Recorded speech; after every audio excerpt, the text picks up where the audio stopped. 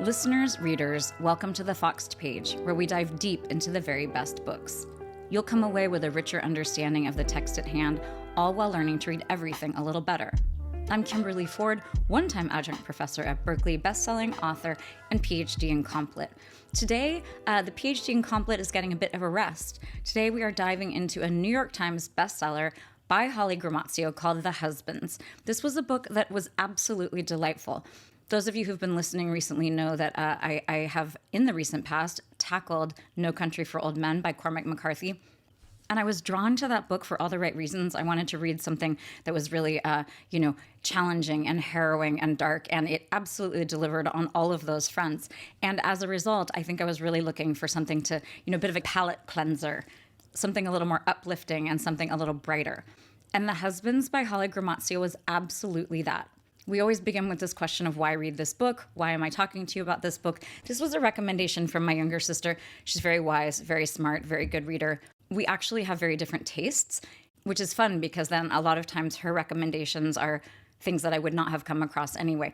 This came with kind of an interesting premise. This is the premise that every time our main character would send her husband up into the attic, a different husband would come down. And I will say, at first it sounded a little gimmicky to me. I think there are actually a lot of pitfalls that this book might have fallen into, but it ended up being an absolutely delightful look at some really difficult philosophical questions about monogamy and about marriage and about how we make decisions and about how each of our decisions impact our lives, and certainly about how our primary relationships shape who we are. I absolutely delighted in all of those questions. But the thing that stood out to me most was the humor in the book. And if you are a longtime Foxed Page listener, you know that I really appreciate humor, but I have very high standards, and I am really convinced that it's a very difficult thing to do. There's a lot of very unfunny attempts at humor out there. And again, Holly Gramazio set up these situations that were not only funny, but that were working really hard in terms of moving the plot forward or developing characters or doing really important work in terms of the text. So what we're going to do today is really focus on all of the ways that humor is functioning really well in this book. For those of you who like an agenda, we're going to do a very quick bio about Holly Gramazio. There are a couple of interesting things about her that I want to touch upon. We're then going to talk about humor, sort of how humor functions basically, the general tenets of humor, and then I'm going to talk a little bit about how it is functioning here in the book. We'll then go on to look, basically sort of chronologically at a bunch of different examples of the excellent humor in the book. And we'll talk about not only why these episodes of humor work, but also what they are contributing to the novel itself. It's really in many ways like a primer in how to sort of set things up and make them funny, but then also how to use humor to really enrich whatever text it is that you are writing or reading, frankly.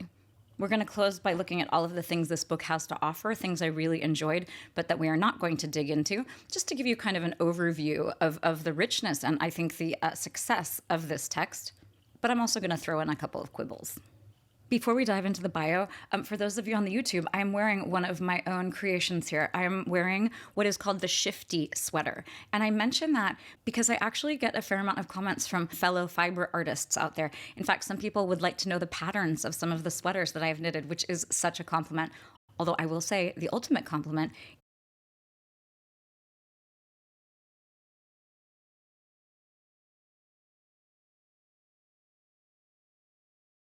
is when sometimes I have just made my own thing. Like I've just come up with my own recipe, my own pattern for something, and someone will ask and I'll be like, oh my gosh, sorry, I made that up myself. This one, however, if you go to Ravelry, you can find the Shifty Sweater. It looks so difficult. And that is the amazing thing about this sweater. It looks so hard to do, and it is not. Not only is it not difficult, but it is so fun because you kind of never know how the next row is going to look, and it's like this magic trick before your very eyes. But back to the book. We're going to dive in with a very quick, but I think very important in some ways, biography of Holly Gramazio. This is not our normal biography. We're not digging into all of her details, but there is something that is very salient. And whoever wrote this little quick bio paragraph about her at the start of the book, it's really well done. I also really appreciate the fact that they have this little bio, this little paragraph at the beginning and not at the end, because I think it does, in some very subtle ways, inform the way that we are reading the book. So we find out that she is born in Adelaide, so she's Australian. The book is set in London. She currently is based in London. I really loved the London parts of the book. I found that part very enriching. But what was most interesting to me here is that she's very involved with video games. So apparently she founded the experimental games festival Now Play This, which I don't even really know what that means, but founding a games festival sounds pretty impressive, and frankly, it's super foreign to me. But then it goes on to say that she wrote the script for the award-winning indie video game Dicey Dungeons, which that actually just kind of makes me laugh. It seems very funny and very clever. I also didn't really know that anyone had to write a script for these things. But it's so interesting to think about the conceit of this book, the premise of this book. I mean, it doesn't necessarily sound right like a video game, but it's very interesting to think about the different ways that the rules, sort of resetting and getting a new life and this kind of thing, it does in some ways mimic the way that people play video games. And I'm very interested in the ways that that might cross over, especially because it sounds like she's doing the verbal part of these video games. It also says here, she's particularly interested in rules, play, cities, gardens, games that get people acting creatively, and arts that get people interacting with their surroundings in new ways. I love that. I love this idea of being interested in play and creativity and games.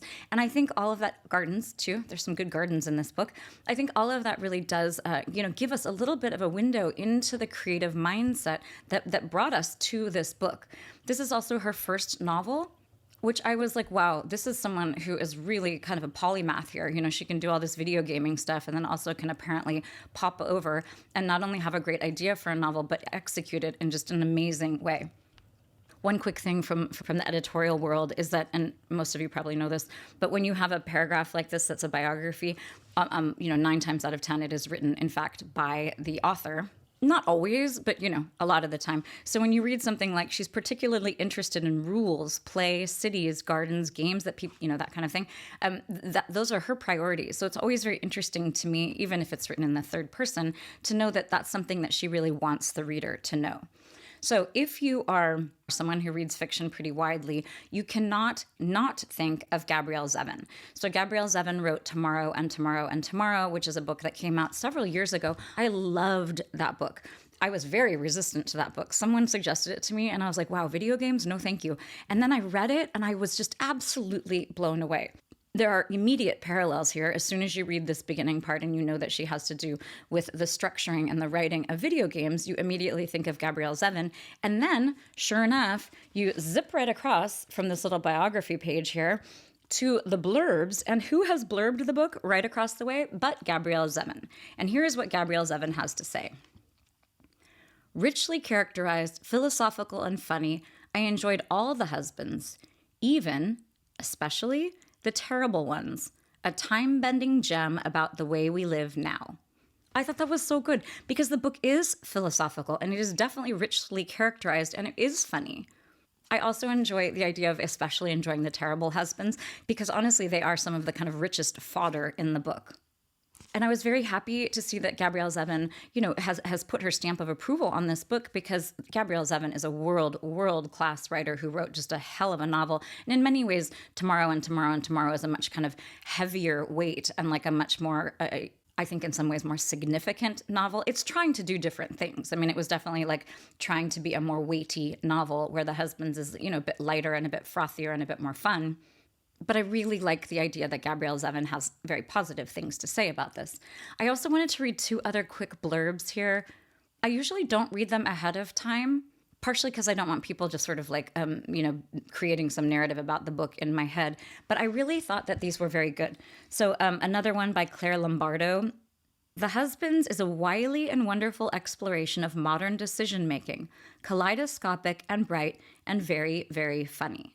So I love this too. I love the fact that there is a lot of emphasis here in this blurb on the humor in the book because as this whole lecture is going to try to prove, I really think that is one of the major strengths in the work. And then the last one we're going to look at, this is from Kirkus Reviews, which is, really still a very important kind of mainstay in terms of the industry weighing in on the quality of a book. The plot allows the author to explore current attitudes and approaches to dating and mating from a fresh perspective, a fun take on big questions. And I love that too. And the reason I'm ending with that blurb is because as we are reading through, we're going to look at the humor, how it functions, and how it contributes to the novel. But there are ways that this is asking some really big questions and doing so in a way that's not super weighty and that's not really ponderous, that is actually very fun. And I really love the fact that that person, in, you know, a very succinct sentence from the Kirkus Reviews, was able to articulate that. In the vein of looking at these blurbs, I want to do something slightly unusual, which we usually do not do here, which is to look at the copy on the back cover. So we have a repetition here of the Gabrielle Zevin blurb, which I think is a very good idea. She's widely recognized and really should be because of Tomorrow and Tomorrow and Tomorrow, and I really appreciate what they have said here. And then underneath the blurb, those of you not on YouTube, I'm just looking at the back of my yellow paperback copy, but right underneath it in kind of bright red type, it says this: "Do you take this man? No? What about this one?" And I think that this is such a clever way right at the beginning to introduce the idea of the cleverness of the humor. And this is also a good place for us to sort of take a step back and describe a little bit, this is very obvious, about sort of how humor functions in general. So the way that often humor works in literature, as well as in life and in comedy and in terms of conversation and all sorts of different things, is that, you know, our human minds are expecting certain things. So you expect, you know, A plus B is going to equal C. Or if we have A and kind of a long and drawn out A, we expect B. We just have these expectations. And when the expectations are foiled in ways that are playful or unexpected, then you result in humor. And this is a very good example of it. So "Do you take this man?" is such an enormous, it's this huge and kind of ponderous thing. It's very culturally important for lots of people. It's this big kind of sacrosanct question about marriage and about monogamy and about making a lifelong commitment. So we have this idea, and it's so resonant. I mean, I think, you know, even if you're super not into monogamy, like, you recognize that as an important statement. Do you take this man? It's kind of this big authoritative voice. And then what is subverting the answer here, what is surprising and what is funny, is this simple and very clever no. So you have this funny elision here. We don't have like any comment by the bride or anything here. I suppose we could also imagine a groom if we're talking about a same-sex marriage. But you don't have any kind of, you know, cumbersome response or anything. You simply have a no. What about this one? So it's this very clever, very economical way of taking a very large, philosophical, weighty question and then answering in a totally unexpected and playful and kind of light way, which is really tipping us off to a lot of the ways that humor is going to function as we get into the novel. Okay, we're going to dive into the book and just look more or less chronologically at a bunch of times where I think humor is working very well. And happily, the first page is offering up 3 different instances, kind of bam, bam, bam, all in a row, of some very clever and I think very foundation-laying humor. So the very first paragraph reads this: "The man is tall and has dark tousled hair, and when she gets back quite late from Elena's hen do, she finds him waiting on the landing at the top of the stairs." We're not going to parse all of this too carefully, but it is worth noting this is a third-person narrator, but because we have this she, that immediately becomes our protagonist. The narrative stance, the third-person narrator, all of that is very, very good. We also have this immediacy. Right away, she's saying Elena's hen do. It's kind of flattering to the reader because it assumes that we know, you know, essentially who Elena is, and we are kind of right in the midst of this intimate friendship that they have. We know what a hen do is, which is a bachelorette party. We're also situating ourselves pretty firmly in either the UK. I don't know in Australia if they have hen do's, maybe, but we have this idea of being in somewhere in the Commonwealth, somewhere in the British Commonwealth. We also have this idea of the man and beginning with the man, which is this kind of generic male form, which is very important because we're going to just substitute all sorts of different forms in for that generic stand-in male. I also like the way that, you know, you think about like the man as like this kind of patriarchal, authoritative, like generic figure. And here he is very much at the whims in many ways, like existentially at the whims of our protagonist. So we have him standing at the top of the landing. She yelps and steps backwards. "What?" she starts, then tries again. "Who are you?" He sighs. "Fun night?" Which is so funny. So the reason why this is functioning, I'm going to break it down for you here, is that she is startled. She doesn't know who the man is, and she yelps, and she's saying, like, "Who are you?" Like, really, and the reader's right there with her, because the reader's like, "I don't know who this guy is." And then he sighs. And there is something so economical about that. It's like, it's a little bit like Lori Moore, which again, we really need to look at some Lori Moore, where it's like there are lots of things that he could have done in that instance. He could have been like, oh, Lauren, or he could have, done all sorts of different things. But the sighing is so excellent. He's a little bit like, he knows her really well. It's a little world weary. He's like, oh my gosh, okay, here we go again. It's not, aggressive. It's not scary. It's pointing to some lightness. And then again, this very economical, fun night. So, there's a lot happening there, which is that this guy is assuming that she's drunk, and that's why she does not recognize him. It's so clever, and it is so well done. And this is all within it's actually 3 paragraphs, but it's very brief. We're kind of 12 lines into the book. It is so great.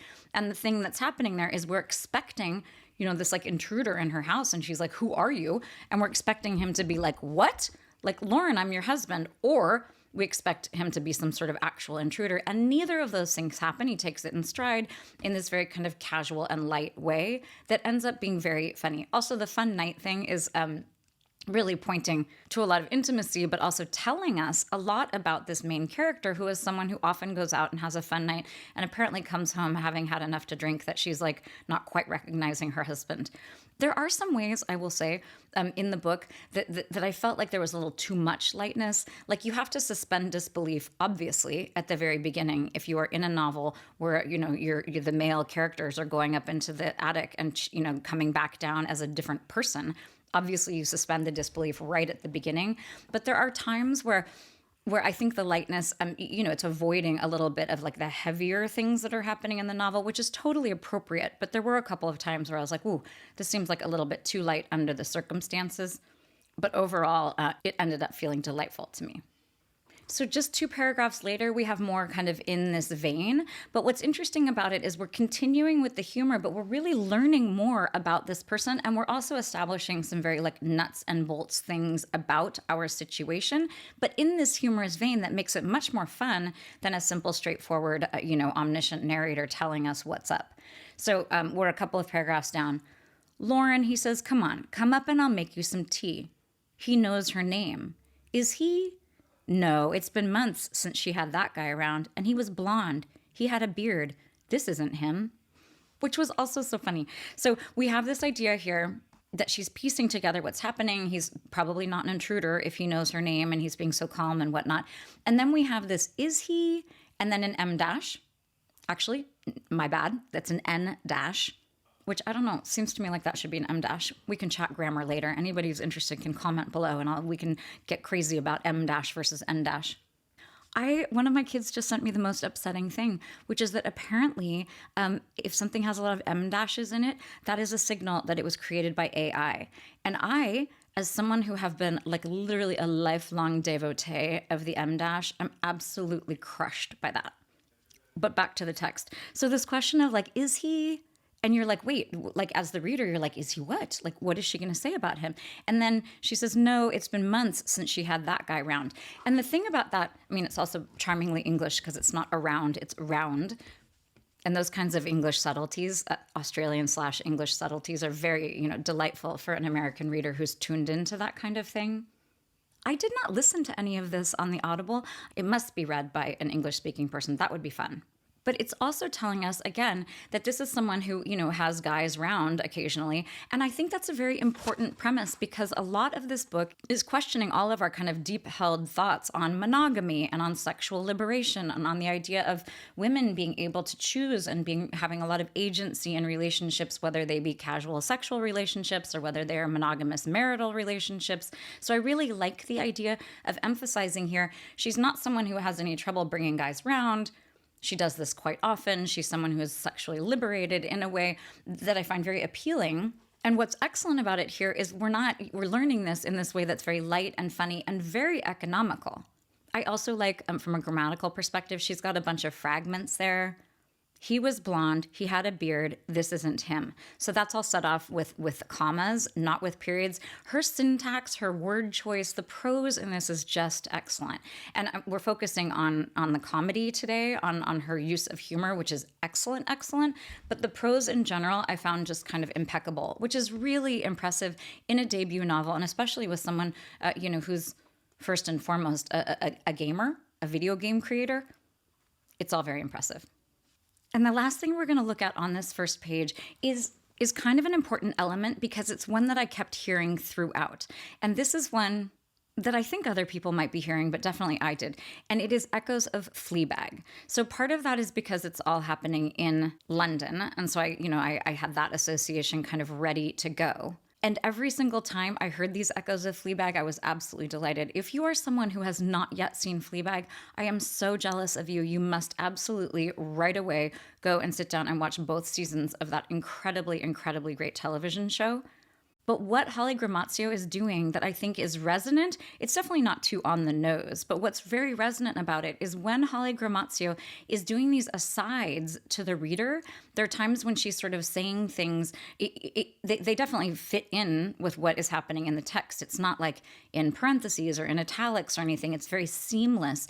But you have these asides that are kind of directed to the reader that in my mind feel a lot like when Fleabag is looking directly at the camera. So these sorts of asides, whether or not you know Fleabag is not really super relevant. These asides to the reader, when they are done well, are so great. So there's an enormous amount of intimacy that is established with the reader when you have this kind of aside. So I'm going to give you an example. This is down at the bottom of the very first page. And she's obviously still, this is one of her husbands, but she's still like feeling like he might be a burglar or an intruder. If you leave, she says, I won't report this. She will absolutely report this. So there it is. So, she's saying to him, okay, I won't report it. And then as an aside to the reader, without any fanfare, it's just the simple next sentence. It's not set off. It says, she will absolutely report this. And I like the absolutely there because this is one of those kind of conventions. It's like, absolutely she will. Like it's putting emphasis on the fact that like 100% she's going to do this. And she's totally setting this guy up with essentially what is a lie. And that's this kind of magical thing where it's directly, telling the reader something that she is not at all sharing with the other people who are in the scene, the other fictional people in the scene. She reaches behind to the door handle and tries to turn it, which takes a lot of fiddling, but she isn't going to look away, especially not now that, oh God, he's coming down the stairs. So this is so good. This oh God thing is set off here by M dashes. You know what? I take it back what I said above about the N dash. I think these readers are not powerful enough. Maybe that's what's happening here. Above it looked like an N dash, but I think all of these are proper M dashes. So A+ on the grammatical punctuation here. But what's excellent here is not only do we have this amazing aside when she says she isn't going to look away, especially not now that, oh God, he's coming down the stairs. This oh God is set off. So as the reader, you're hearing it and there's this intimacy because she's not saying it out loud to him. She's thinking it and we are in her mind, but she's sort of addressing us. But we also have this really economic way where she's telling us what is happening. She's describing how he is coming down the stairs, but it's not like, and then the guy started coming down the stairs. It's real time. We're experiencing it with her. We're experiencing her sense of like, oh my God, no, he's coming toward us. What is going to happen here? But we are so firmly with our protagonist that you have all of this identification between reader and protagonist that's happening right at the very beginning. This is so strong. We have this excellent aside, which is building intimacy. We have this amazing, economical, and very sort of colorful way of describing what is happening, all of which is making this feel very rich. There's a lot of verisimilitude. We can sort of imagine things. There were a couple times where I had a hard time picturing what this apartment was looking like. But honestly, that was just because I was trying to find something to be critical of here in the very beginning of the book.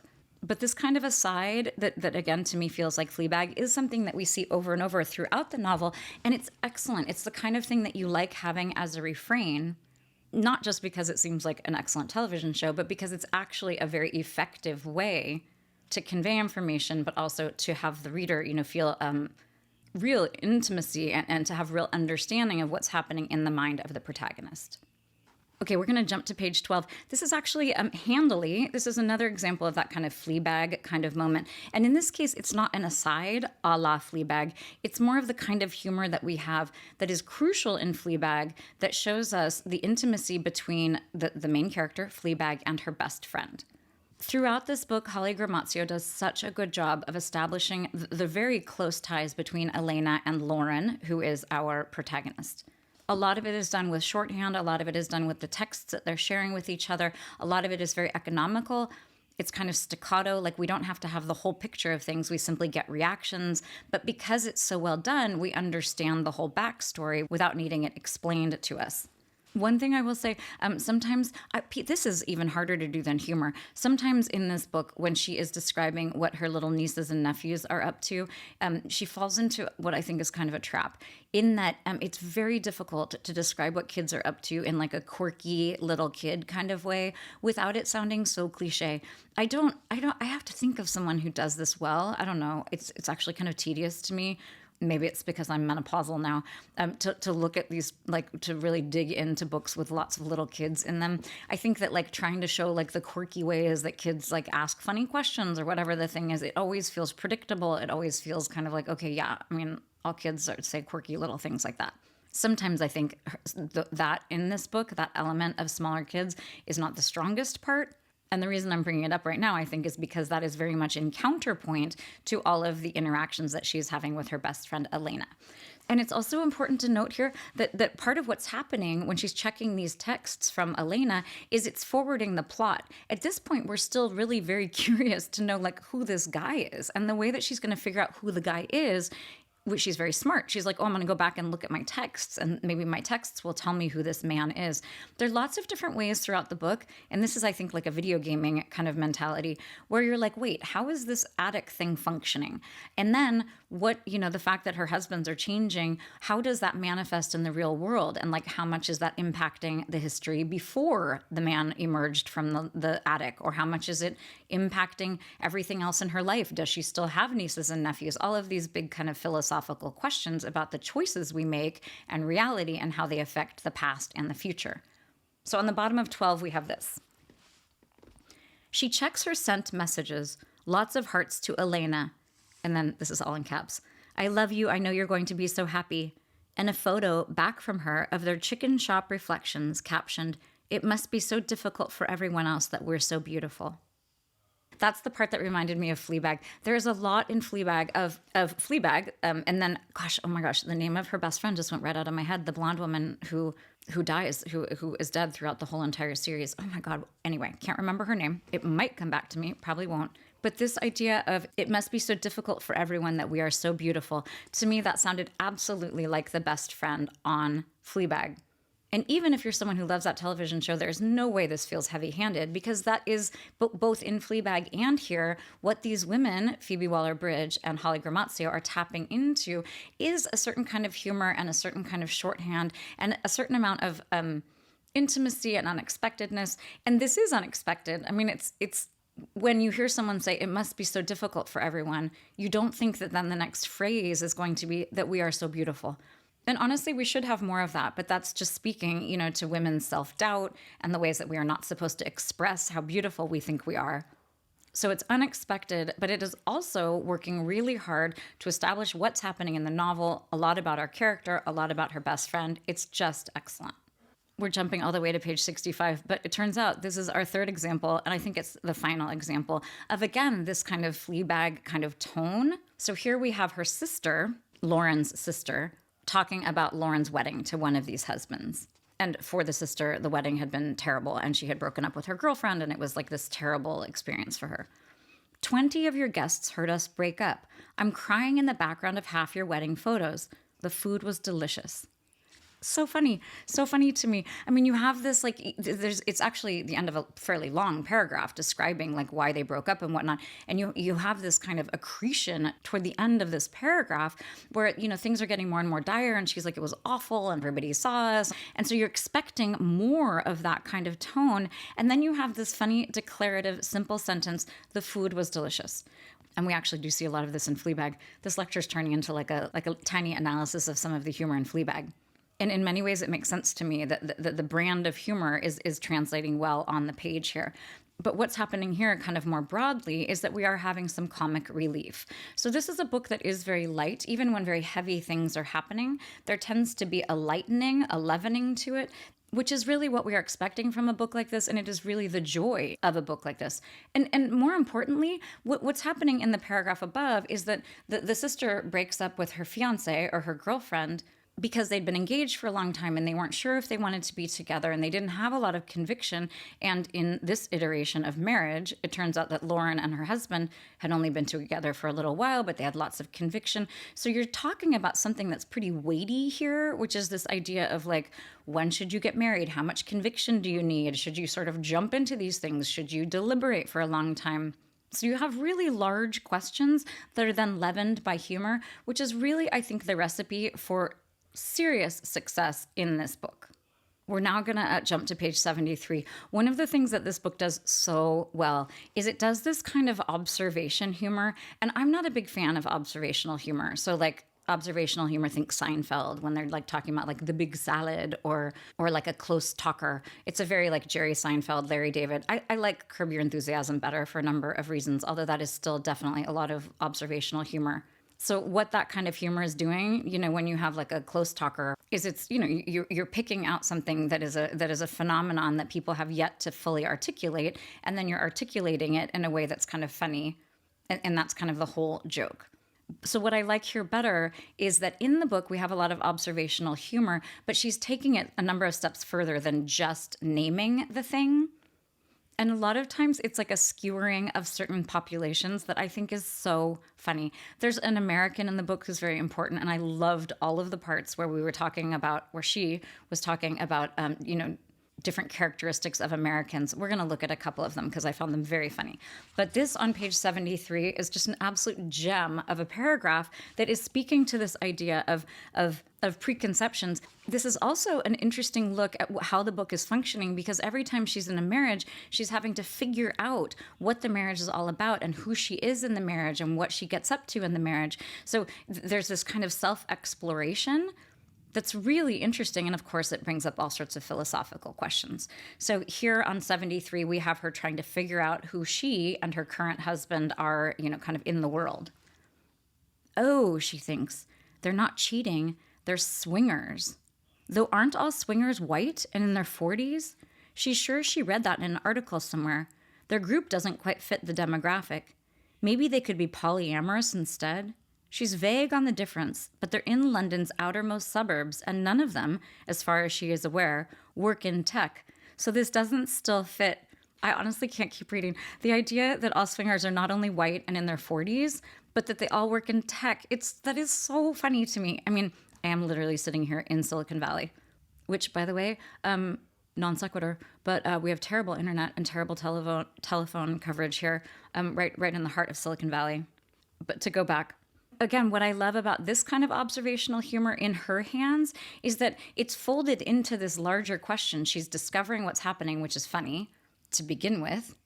And we have that first part about being 40 and white, and then she is waiting a couple of beats, and then this idea of being in tech, and also the nuance between swinging and polyamory. She is loading so much into this one paragraph, and the way that she's meting out, the way she's parsing all of this is so strong. This next example of humor will surprise not one of you who has listened to the Fox page for a long time. This has to do with just simple women's liberation. And you have to go on a bit of a journey with her. It's not you have to, you get to go on a bit of a journey here. And it is so, this is like, I don't know anything about stand-up comedy really, but to me, this is exactly like what you would want a stand-up comedian to do. There's a setup that is funny in itself, and then it's making kind of a larger statement. And that larger statement is actually really important. And it's made in a way that is light and entertaining, but it's really saying something about our society. So on page 81, we have this paragraph. This is her yet again trying to figure out how she and her husband relate, who she is in this new world, what kinds of habits she has, that sort of thing.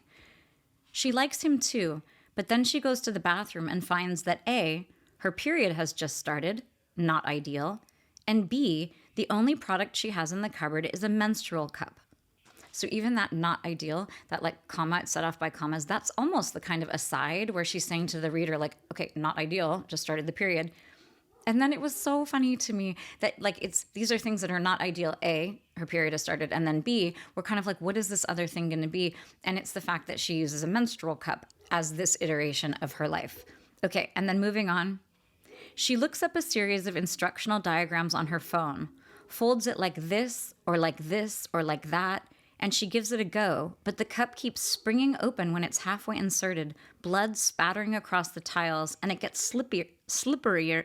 Wow. And it gets slippier. Wow. I actually had a hard time pronouncing that because she's used this like excellent little version of this word that is her own, which is slippier, not slipperier. It gets slippier each time. She reads the FAQ, one last attempt, but all she learns is that there are 2 sizes of menstrual cups and that as a 31-year-old, she is recommended to take the larger, and she simply declines to remain in a world that comments immediately on the size of her vagina. Loved this. I loved the graphic nature of her, like trying to figure out how to do the thing. And then this idea of looking things up on your phone, you're reading the FAQs, you're trying to, it's a very common experience of like trying to figure out something that you don't want to necessarily like ask, another person about. You're trying to figure it out the way you can. And then, we have this kind of messy experience. But then the fact that the kicker is about someone making, a comment about like the man or like Big Pharma making a comment about the size of her vagina is so funny to me. It's unexpected. It's growing very organically from the rest of this paragraph. I just found it masterful.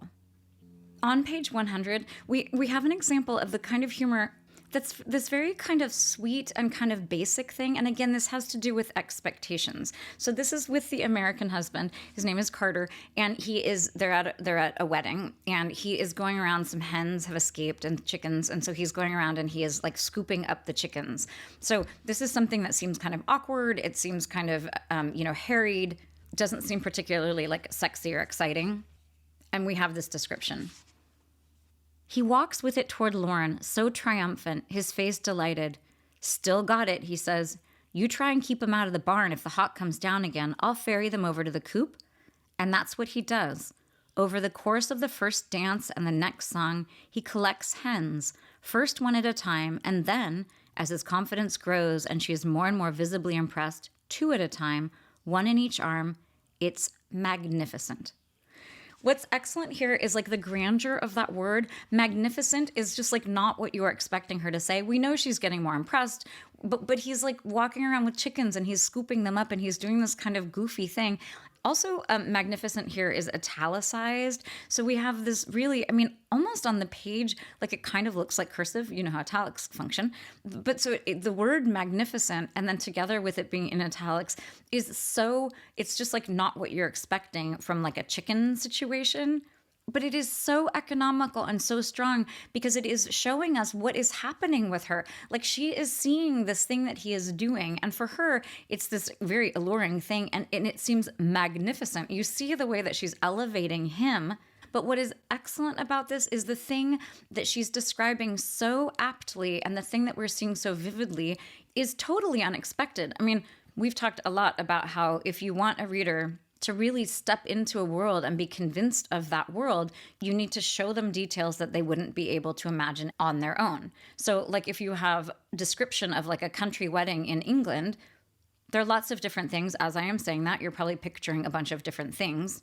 But you might not be picturing like a picturesque little flock of hens who is wandering around. And then you certainly might not be picturing like a hawk that is arriving and causing all sorts of mayhem. So this is the kind of choice detail that she's adding in that feels original, it feels unique, it feels really well planned, because then it's offering up this opportunity to show us so much about these characters. And then she's adding things like it's magnificent as this kind of kicker. It is so strong. On page 111, we have 2 different examples of humor. One of them is very quick. I'm going to read it to you here. And this has to do with this idea of whether or not she and her husband were cheating. The question was whether or not they were swinging or cheating with their neighbors who live down below, one of whom is named Miriam. And she says this in a new iteration. Well, at least if Miriam's pissed off at her and the husband, she won't be trying to fuck them. Which is so funny. So partially, fuck is a word that I love. I think a lot of people know that. But it is a word that is used very sparingly in this book, which is excellent because then when it is used, it's used to very good effect. And in this case, I like the fact that it's just the verb. Like it's not used as an expletive. She's just using it as the verb, which is one of my favorite ways. It's just like it's so forceful and succinct and excellent. What else is really amazing here is the fact that it's coming at the end of the sentence. It has a lot of force, but it's also that she's not trying to fuck them. So in the other iteration, Miriam was, I think there was some bisexuality. She was interested in kissing both Lauren and Lauren's husband. So this idea of like, at least if Miriam's mad, she's not trying to fuck us, both of us. So, and partially that's just delightfully funny and unexpected, perhaps, in a very like heteronormative world that like Miriam would only be trying to fuck the husband. But it's unexpected that it would be both of them. And there's also something about that kind of casual reference that's really important. And this is what's great about a lot of the humor is folded into the humor is indication of how she feels about this. It's no big deal to her that Miriam is, somewhat bisexual or at least, bi-curious. Do we say that anymore? I don't know if we say that anymore. But anyway, Miriam is someone who is interested in kissing both of these people, potentially fucking both of these people. And that is like not even of note. That is something that is just going to get folded into this clever line that is so strong. Then down at the bottom of the page, this is another example of just the kind of detail that Gramazio is using that I find so compelling. And I think it's one of the reasons, this book is kind of long. There are parts toward the end that's like it flagged a little bit for me, but there's a lot of detail and things are drawn very specifically. Someone said earlier in the blurbs that it's richly characterized. Is that what they said? I think it's Gabrielle Zevin, meaning that the characters are very richly drawn, but it's not just the characters. The whole entire world that she is creating is really rich with details. So down at the bottom of 111, we have this description. She's driving with one of her husbands. They drive southwest. 10 minutes in, Felix puts a podcast on. It's about what economists can learn from trait inheritance in snakes, and it is very, very boring. Hosted by 3 men with almost identical voices, 2 of whom are called Matt. So far, it is very, very boring. That extra very was so funny to me. You expected her to say like it sucked or it was boring or whatever, but it is very, very boring. I don't know why that added very really put this over the top for me and made me love it. Then we go on and it's hosted by 3 men. Of course it is. It's also, the topic is absurd, the inherited traits of snakes. And then what that has to do with economics, which is, of course, lampooning the idea of all podcasts, which, step away from the podcast here, people. But this is but every element of this is pointing at different things and is very funny. Then we have, of course, the 3 men who are, it's mostly men out there in the podcasting world who are trying to tell us how to live our lives and what we should take from economics and all the rest of these things. And then the fact that 2 of them are called Matt, it's so good. This is the kind of detail that she's accruing as we are moving through this that is kind of making it funnier and funnier. And then she does this excellent thing where we have the buildup leads to something that is unexpected. It reads this. It is hosted by 3 men with almost identical voices, 2 of whom are called Matt, and it's calming to just sit there and look out the window. So again, this is the kind of thing where she's saying it's very, very boring. There are all these men, and it is so calming because then she can listen to it and look out the window.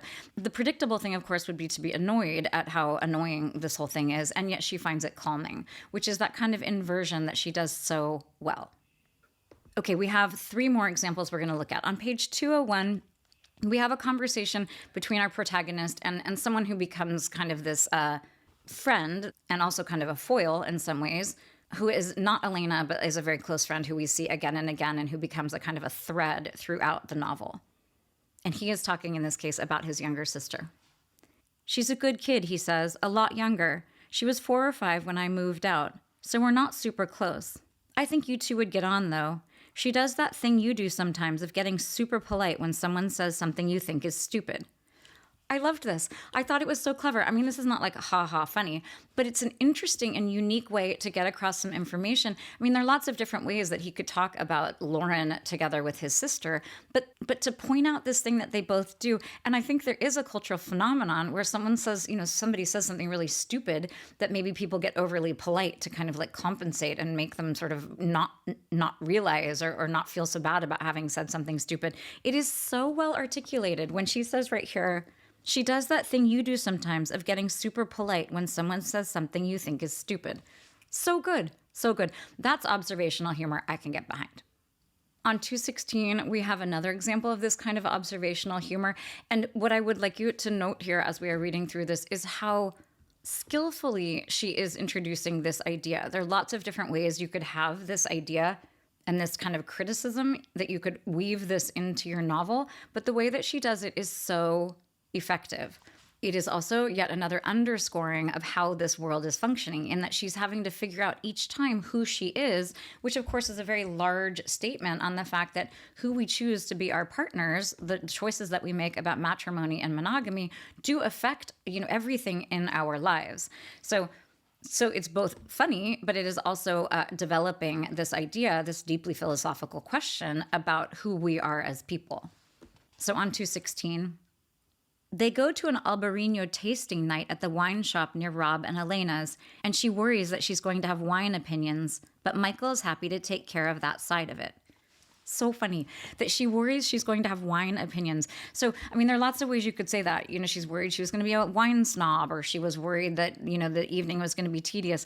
But this idea of she worries she's going to have wine opinions, there's also something in that is kind of philosophical about this idea of she doesn't have control of who she is and how she is being shaped. And she has judgment. She does not want to be someone who has a lot of wine opinions.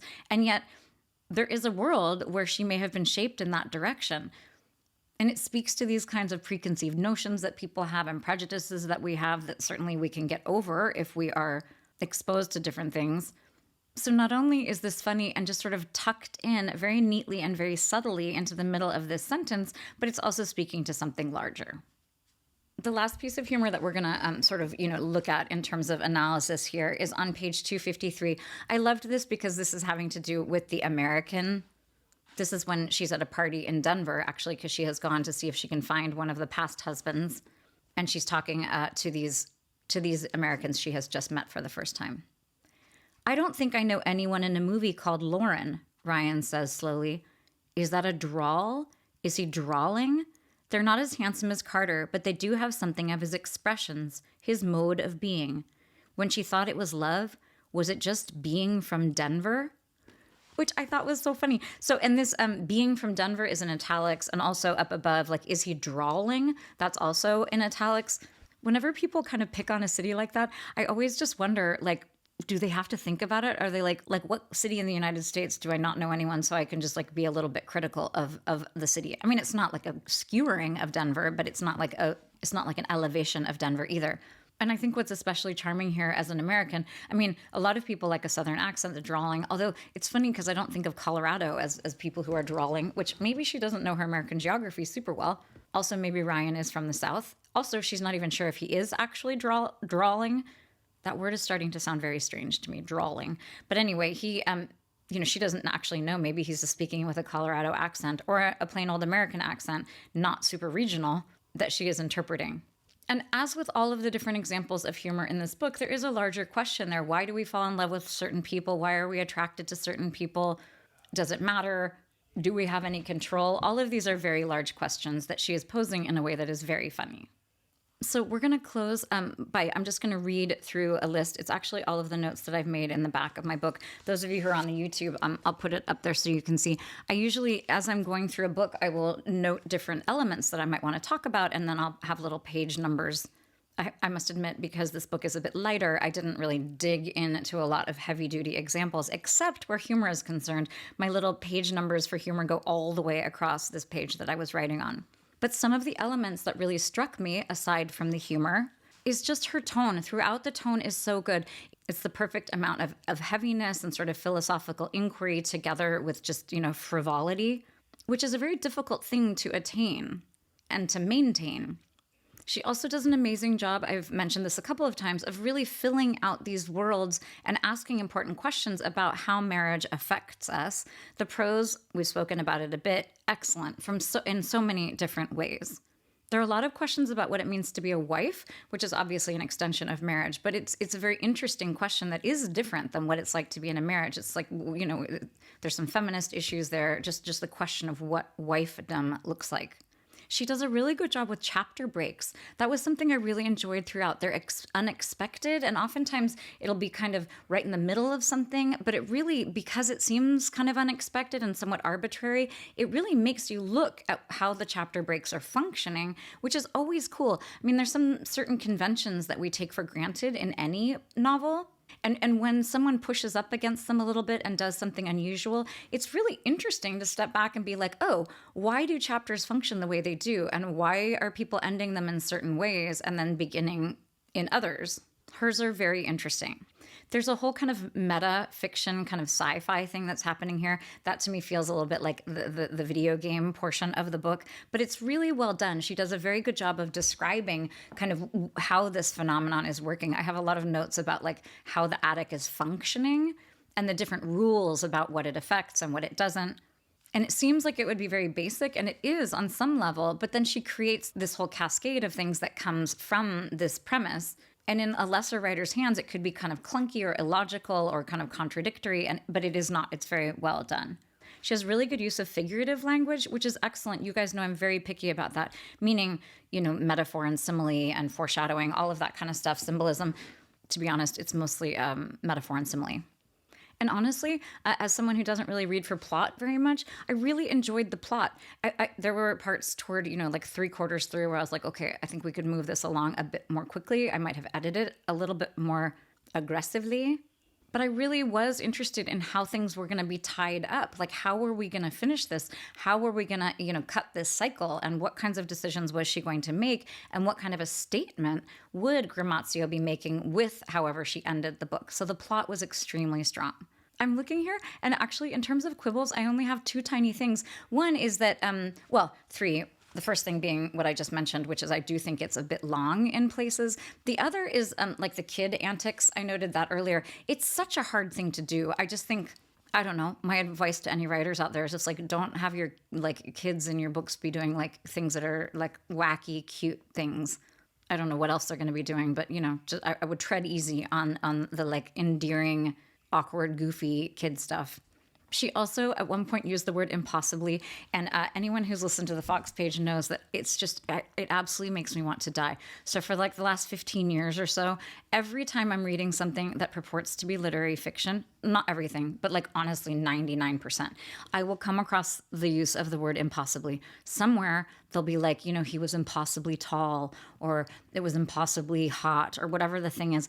And I'm just like, never is it good. Never does it add. He is not impossibly tall. There are many, many different ways to describe that, but impossibly, first of all, adverbs, not great.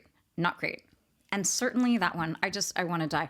It does though signal, like a certain kind of echelon, like a certain level of literary fiction.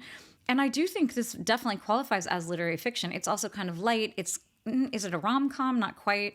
I don't know. We used to call it chick lit. Now I think we call it book club lit. This is definitely like book club lit. It's light. It's fun. It's interesting. So maybe the inclusion of impossibly, really situates it firmly in like the literary fiction kind of world. But I was not super happy when I came across that. Tiny, tiny quibble, obviously. So we're going to end just by looking at the acknowledgements and looking at the first line of the acknowledgements, because even in the acknowledgements, she's funny. So at the very back of the book, this is what she says at the beginning of the acknowledgements. Every time I get to the end of the book, I read the acknowledgements and I think, I don't know, there's no way it takes that many people to make a book though, right? Which is so funny and so cute. And I will tell you that this really speaks to her, to the way that she is constructing her humor and a certain tone. There is a way that you could have said this and it would not have been very funny. And it has everything to do with her syntax here. So I'm going to describe this. Every time I get to the end of a book, I read the acknowledgements and I think, then she has a colon, which is very good. And the rest of it is in italics, which is setting off the fact that this is different. She is, she is speaking this question. And the question says, I don't know, which is D-U-N-N-O, which it's crucial that we have that kind of casual thing. And it sounds very much like what you might say to a girlfriend. And there's also like a way that it's softening. It's not like this, there's no way this is, that all these people need to be thanked. So she says, I don't know. There's no way it takes that many people to make a book though, right? It feels very colloquial. The though coming late in the sentence is very individual to the syntax and to the voice that we are hearing here. It's so well done. It's casual. It's not like too aggressive. I just thought it was very well done. And I loved the fact that we have her beginning even the acknowledgements with something that I found very funny. So I'm going to go ahead and leave it there. I hope that this little dive into how humor is functioning in the book has been interesting. Holly Gramazio is so good at this. I hope that she turns her back on the video game world and that she keeps writing novels because she's very, very good at this, and I would love to read something else by her. So thank you so much for tuning in. Happy reading.